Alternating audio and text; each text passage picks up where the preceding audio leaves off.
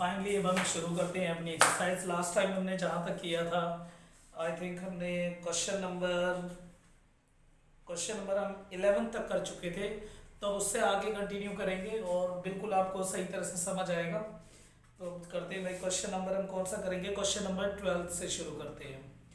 तो question number 12 को अगर हम देखें तो 2 AP have the same common difference. हमारे पास 2 AP है, दोनों का कॉमन डिफरेंस क्या है? सेम है। The difference between their 100 term is 100। दोनों के 100 टर्म का डिफरेंस 100 है। तो क्या पूछ रहे हैं वो कि 1000 टर्म का डिफरेंस बताओ। क्वेश्चन इतना इंपॉर्टेंट नहीं है पर फिर भी करना तो है ही। अब 2 AP है, दोनों का कॉमन डिफरेंस क्या है? सेम है। कॉमन डिफरेंस सेम है तो पहले मान लेंगे कि let the common difference of 2 AP के दोनों AP का कॉमन डिफरेंस क्या है? Small D. मान लो कि दोनों AP का कॉमन डिफरेंस क्या है? Small D. तो दोनों के फर्स्ट टर्म अलग होंगे तो दोनों के फर्स्ट टर्म को हम अलग अलग मान देंगे कि जो फर्स्ट AP है, फर्स्ट AP का let the first term, simple लिख लेना हो तो let the first term of first AP। First AP का फर्स्ट टर्म क्या है? स्मॉल ए। ऐसे ही लेट दी फर्स्ट टर्म, यानी फर्स्ट टर्म ये हो गया आपका first term of first AP, ये क्या हो गया? First term of second AP। Second AP का फर्स्ट टर्म हम क्या मान लेंगे? Capital A. अब गिवन क्या है कि 100 टर्म का डिफरेंस क्या है? 100 भाई। 100 टर्म का डिफरेंस क्या है? 100 है। तो A100 minus small a100 is equal to 100। 100 term का डिफरेंस 100। तो मैंने सिखा रखा था आपको a प्लस में कैसे लिखना है? 99D। ऐसे यहाँ क्या लिखेंगे? a प्लस में 99D, एक कम कर देना है और 100।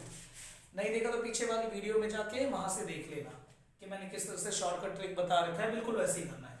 अब यहाँ पे क्या होगा? a प्लस में 99D, जैसे ब्रैकेट ओपन करेंगे माइनस a और minus 99D is equal to 100। अब क्या होगा यहाँ पे? 99 और ये वाला 99 कैंसिल, तो a माइनस a किसके इक्वल आ जाएगा? 100 के। तो ये बात यहाँ पे हमें नोट करना है कि a माइनस a यानी capital A minus small a किसके इक्वल है? 100 के इक्वल है।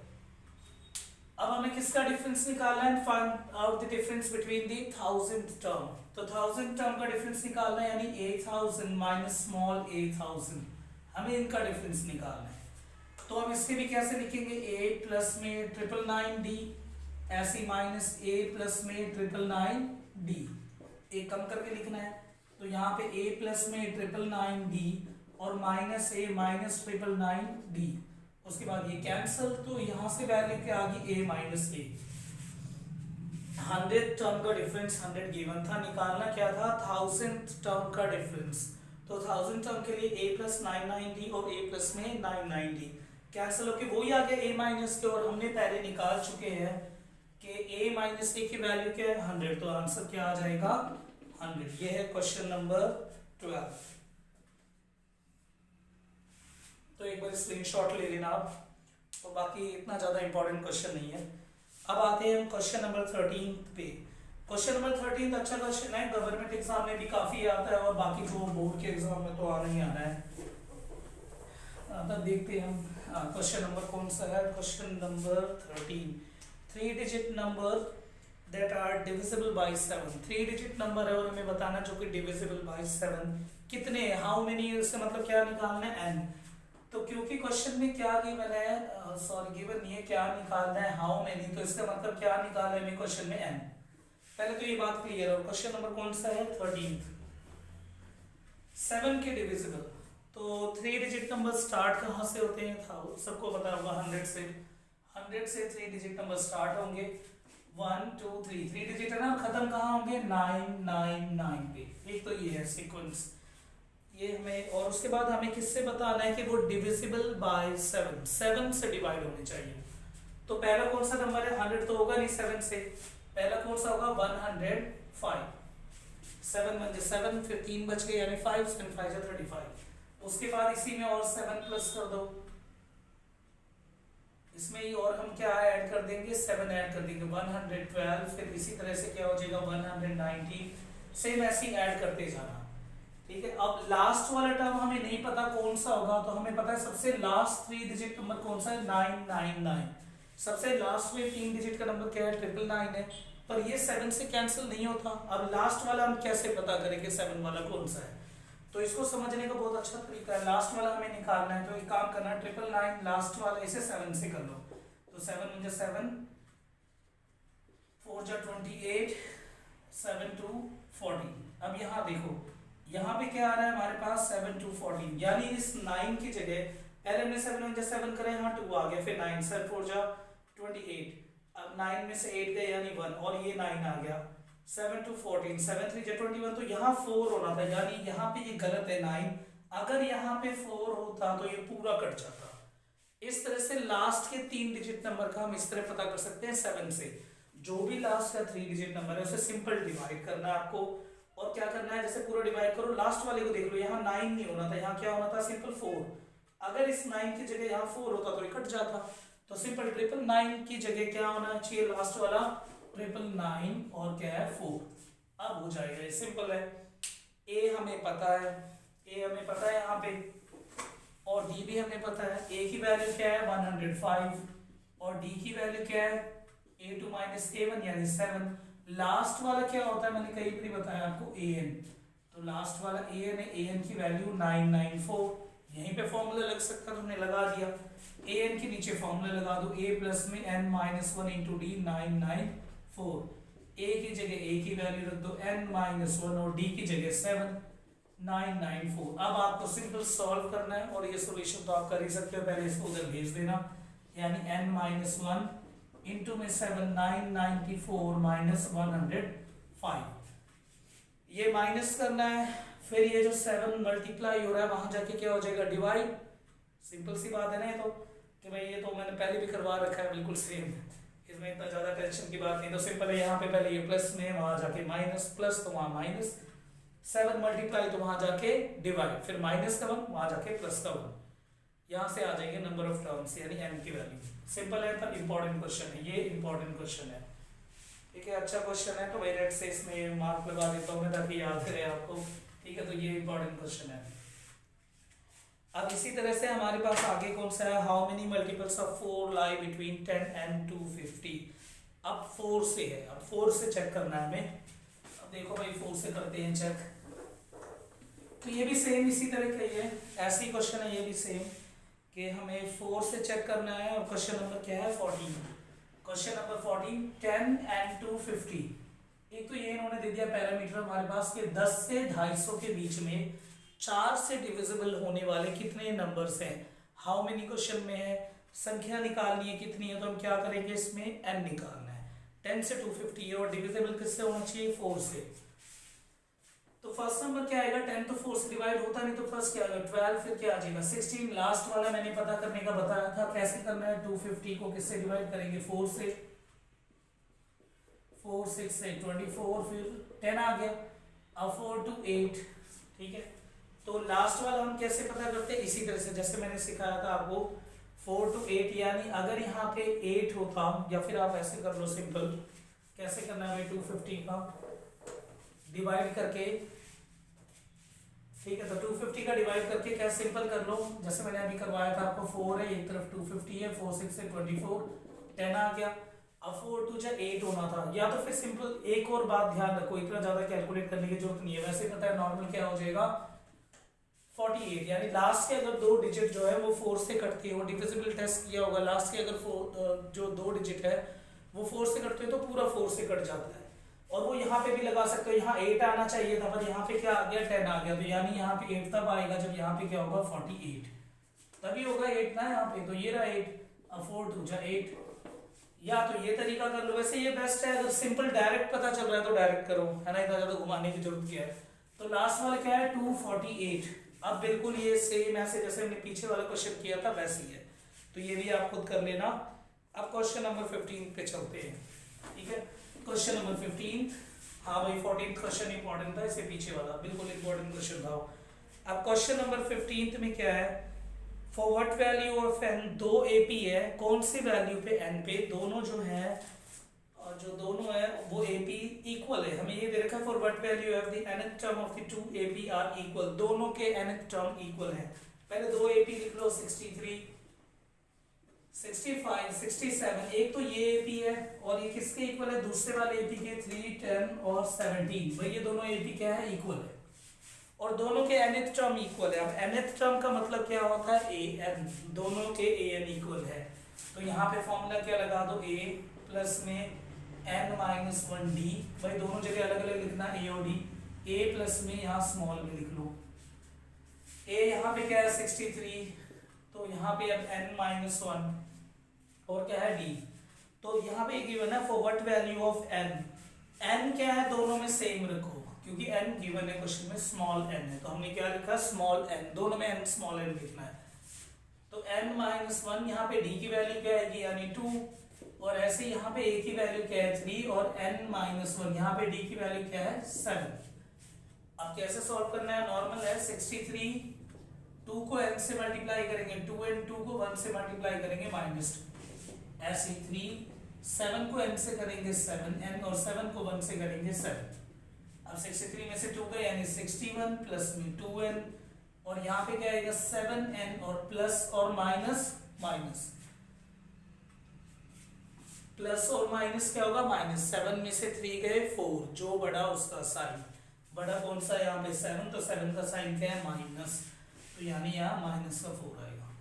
दोबारा देख लो, 2 को मैंने n से मल्टीप्लाई करा 2n, 2 को मैंने 1 से मल्टीप्लाई करा 2, 7 को मैंने n से मल्टीप्लाई करा 7n, 7 को मैंने 1 से मल्टीप्लाई करा 7, 63 में से 2 गए 61 प्लस में 2n और प्लस और माइनस क्या होगा माइनस, तो जब भी अपोजिट होते हैं माइनस होता है, 7 में से 3 गए 4, क्योंकि 7 बड़ा है तो उसका साइन माइनस का है तो माइनस का आ गया। अब n वाले एक तरफ कर लो, विदाउट n वाले एक तरफ, तो क्या करते हैं इसको इस तरफ ले आते हैं, तो 61 प्लस में 4 और ये 7n माइनस में 2n, माइनस का 4 यहाँ के प्लस का 4, 7n है प्लस का 2n वहां जाके माइनस का 2n, तो 65 5 and 5 मल्टीप्लाई हो रहा है, यहाँ के क्या हो जाएगा डिवाइड, और ये हो गया 5 1 5 3 यानी n की वैल्यू 13, तो 13 पे यानी नंबर ऑफ टर्म्स अब 13 हो तो दोनों तरफ क्या होंगे, दोनों एपी इक्वल होंगे। ठीक है, सही है क्वेश्चन, ये भी ज्यादा वैसा नहीं है क्वेश्चन इंपॉर्टेंट। अब नेक्स्ट वाला करते हैं, पहले देख लो भाई इसे अच्छी तरह से समझ लो। चलो नेक्स्ट पे चलते हैं, क्वेश्चन नंबर 16 पे फटाफट करना है, को और किसी को बोर नहीं होना, ठीक है, बाकी जोक वोक भी सुना दूंगा बीच बीच में, पर अभी तो फाइनली पहले मैं जल्दी जल्दी करवा दूं। क्वेश्चन नंबर अब क्या है 16, तो 16th में क्या है, determine the AP whose third term is 16 and 7th term exceed the 5th term by 12। तो सिंपल क्या है, जिसका थर्ड टर्म क्या है 16, तो सिंपल पहले थर्ड टर्म क्या लिख लो 16, और मैंने बता रखा था एक कम करके लिखो a plus 2d 16, ये हो गया इक्वेशन नंबर 1।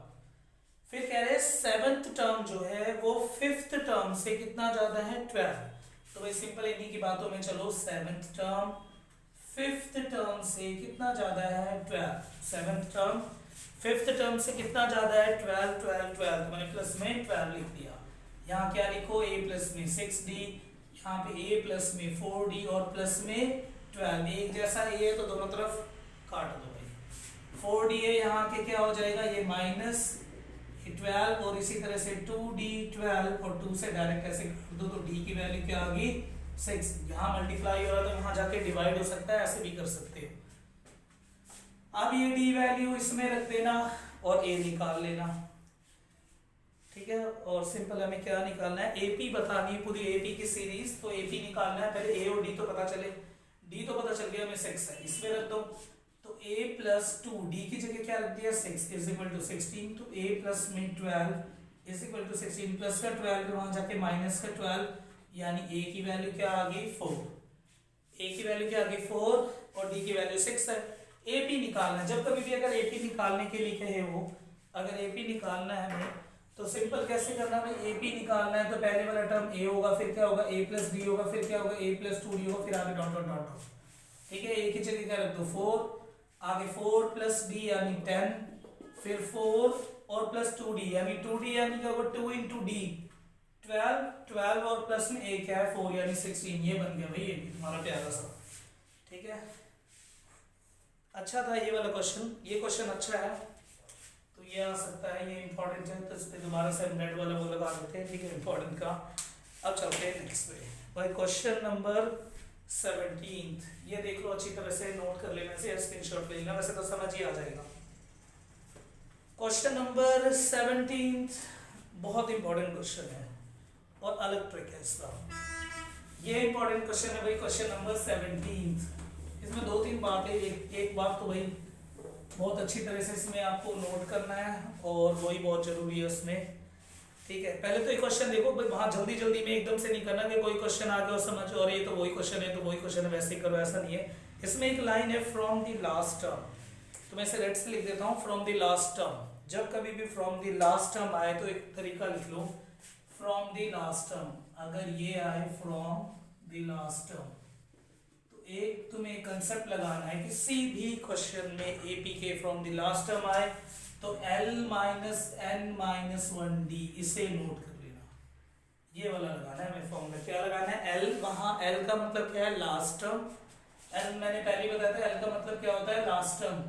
इसी को क्या कहते हैं? बिल्कुल सही, AN, ठीक है। N माइनस 1 और D तो पता ही होगा।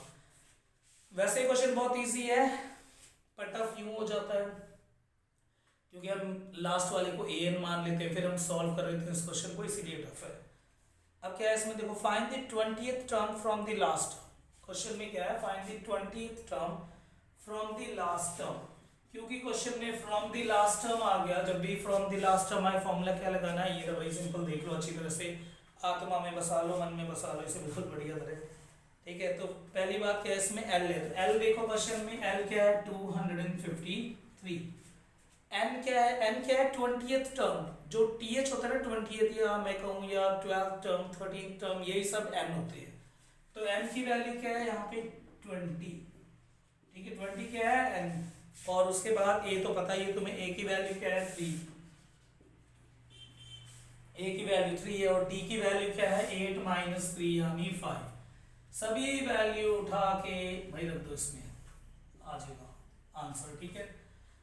बिल्कुल आसानी से आएगा आंसर। 253 माइनस n की जगह 20, फिर माइनस 1 और d की जगह 5, तो यानी 253 माइनस 19 और 5, जिनके बीच में कुछ नहीं होता उनके बीच में भाई कुछ यानी मल्टीप्लाई होता है। यहाँ मल्टीप्लाई करके इससे माइनस कर देना, बिल्कुल आंसर आ जाएगा। अब करते हैं question number 18। Question number 18 important है, 19 20 फिर से बकवास क्वेश्चन है, कोई वैल्यू नहीं है इस क्वेश्चन की, पर हम क्वेश्चन नंबर कौन सा करेंगे? 18। ये अच्छा क्वेश्चन है, बहुत इंपॉर्टेंट क्वेश्चन है क्वेश्चन नंबर 18। तो ये इंपॉर्टेंट है तो इस पे भी इंपॉर्टेंट लगा देता हूं मैं, और क्वेश्चन नंबर 18 भी इंपॉर्टेंट है। 19 और 20 बकवास क्वेश्चन। देखो बकवास तो नहीं कह सकते पर फिर भी पेपर में नहीं आता। चलो करें हम, कौन सा क्वेश्चन करना है? क्वेश्चन नंबर 18, ध्यान से देखना। Question number 18, the sum of 4th and the 8th term of AP is 24। कह रहे हैं कि 4th और 8th टर्म का सम क्या है? 24। ये लिख दिया मैंने 4th टर्म, ये लिख दिया मैंने 8th टर्म, और इन दोनों का सम कितना है? 24, तो मैंने लिख दिया आगे 24। इसके नीचे वही करो जैसे मैंने सिखाया था, a प्लस में 3d, यहाँ a प्लस में 7d is equal to 24। a यानी 2a, 7d प्लस 3d यानी हमारे पास क्या वैल्यू आ जाएगी? 10d is equal to 24। अगर भाई कॉमन दिख रहा है 2 तो ले लो, और मुझे तो दिख रहा है साफ साफ तो मैं 2 कॉमन लूंगा। कई बच्चे डर जाते हैं, अरे कॉमन क्यों लेना है? कॉमन नहीं लेना, जब भी सॉल्व हो सकता है, पर जब कॉमन दिख रहा है तो ले लो। इन दोनों में से कॉमन 2 है तो 2 ले लो। यहाँ a आ जाएगा, यहाँ पे क्या आ जाएगा? 5d, ठीक है। 2 निकाल लिए बाहर, यहाँ से 2 माइनस मत कर देना, 2 में कॉमन लूंगा तो यानी क्या होता है कॉमन? यानी डिवाइड करके पता कर लो 5। जैसे 2 को a से करूंगा तो 2a, 2 को 5 से करूंगा तो 10d, ठीक है। कॉमन ऐसे लेते हैं, इज इक्वल टू 24। ये 2 मल्टीप्लाई हो रहा है तो वहां जाके क्या हो जाएगा? डिवाइड, 24 डिवाइडेड बाय 2 यानी a plus 5d is equal to 12। ये आ गया फर्स्ट इक्वेशन। अब ऐसे कह रहे हैं, सेकंड में चलते हैं। Sum of 6th and 10th term is 44। Sum of 6th and 10th term, तो भाई 6th term 10th term in दोनों का सम कितना है? 44, तो यहाँ लिख दो भाई 44 प्यार से। यहाँ a प्लस में 5d एक कम करके लिख दो, a प्लस में 9d 44, a और a क्या हो जाएगा 2a, 9d और 5d यानी 14d is equal to 44। 2 common ले लो, मन करे तो ले लो भाई, आसान हो जाएगा solution. a plus 7d 2 multiply तो बिल्कुल वहां जाके डिवाइड, और 22 ऐसी a प्लस में 7d की वैल्यू आ गई 22, एक ये और एक ये। क्वेश्चन में निकालना क्या है वो ये दोबारा से पहले 3 टर्म्स निकालो AP के, और अगर हम पहले 3 टर्म्स निकालेंगे AP के तो a फिर a प्लस d फिर a प्लस क्या है 2d, तो वही करना है। पहले तो 2 है, दोनों को कर लेते हैं भाई। एक है a प्लस में 7d इज इक्वल टू 22, और दूसरा क्या है a प्लस में 5d is equal to 12। Sign change करो, सॉल्व करो, ये तो आता होगा एलिमिनेशन, बढ़िया। प्लस और माइनस, माइनस 7 में से 5 गए 2, तो यहाँ पे 2d ऐसी, प्लस और माइनस माइनस यहाँ माइनस करेंगे तो क्या वैल्यू आ जाएगी 10, बड़ा 22 है तो यानी प्लस का 10। नीचे वाले साइन माने जाते हैं इनके, इस मेथड को एलिमिनेशन कहते हैं। और 2 मल्टीप्लाई हो रहा है, वहां जाके क्या हो जाएगा डिवाइड, यानी d की वैल्यू 5। अब d की वैल्यू 5 है तो इसे आराम से इसमें रख दो, और हम यहाँ से क्या निकाल लेंगे a, तो ये निकाल ले। तो a प्लस में 5d इज इक्वल टू 12, ऐसी a और 5d की जगह 5 यहाँ पे 12, a प्लस में 25 12, ऐसी a is equal to 12 minus 25, और यहाँ से 3 और 13 यानी -13, -13 वैल्यू आ गई, ठीक है इसकी। तो यानी a की वैल्यू आ गई और d की वैल्यू आ गई, तो d ये रहा, a ये रहा। हमें 3 टर्म्स निकालने हैं, अगेन a प्लस d और a प्लस में 2d, तीनों टर्म्स आ जाएंगे, तीनों बिल्कुल है ना, बिल्कुल आराम से आ जाएंगे तीनों टर्म्स। अब करते हैं क्वेश्चन नंबर 19 और क्वेश्चन नंबर 20। 19 मैं बता दूंगा, 20 खुद कर लेना, ठीक है। बस ये इंपॉर्टेंट क्वेश्चन था, और ये तीनों टर्म्स निकाल लेना, बस वैल्यू रखनी है। जैसे -13, यहाँ -13 और प्लस d की वैल्यू क्या है हमारे पास 5, ये तो नॉर्मल है, इसे सॉल्व कर लेना। ये इंपॉर्टेंट क्वेश्चन है, वेरी इंपॉर्टेंट, ठीक है।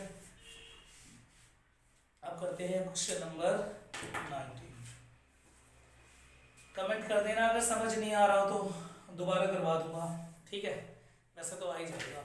क्वेश्चन नंबर 19, चलो भाई देख ले लो स्क्रीनशॉट या वीडियो पीछे करके देख लेना। अब क्वेश्चन नंबर 19 करते हैं। 19 एक आधी बारी कई पेपर में देखा गया था, बाकी कोई जरूरी नहीं है वैसे करना। देखो सुब्बा रॉय तो नाम इतना घटिया है। Started the work in 1995 with the annual salary of ₹5000। भाई सैलरी कितनी थी उसकी 5000, इतनी घटिया सैलरी 5000। उसके बाद इंक्रीमेंट कितना है 200 रुपये, हर साल 200 रुपये उसकी इंक्रीमेंट हो रहे थे। पहले 5200, फिर 5400, फिर कितना करेंगे 5600 है ना, ऐसे ऐसे करते करते 7000, कितने सालों में 7000 जो है उसकी सैलरी हो जाएगी।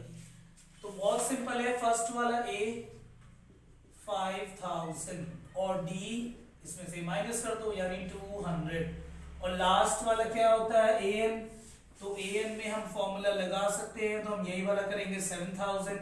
AN यानी A प्लस में n-1D, आगे क्या है 7000। क्वेश्चन में क्या निकालना है n, A की जगह A रख लो यानी 5000, आगे n-1D की जगह 200 इज इक्वल टू 7000। 5000 वहां जाके माइनस, तो n-1 आगे यहाँ 200, और यहाँ पे क्या है 7000 माइनस में 5000, तो n-1 यहाँ पे क्या है 200, यहाँ पे क्या आ जाएगा 2000, और 200 मल्टीप्लाई हो रहा है तो वहां जाके क्या हो जाएगा डिवाइड, तो 2000 डिवाइडेड बाय 200 यानी 10, n-1 10, यानी n की वैल्यू क्या आ गई 11, -7 वहां जाके क्या हो जाएगा प्लस का होगा।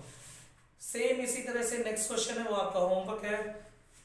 तो इसी तरह से फाइनली हमारी 5.2, बहुत ज़्यादा मैंने जल्दी जल्दी पढ़ा है इसीलिए सांस चल गई।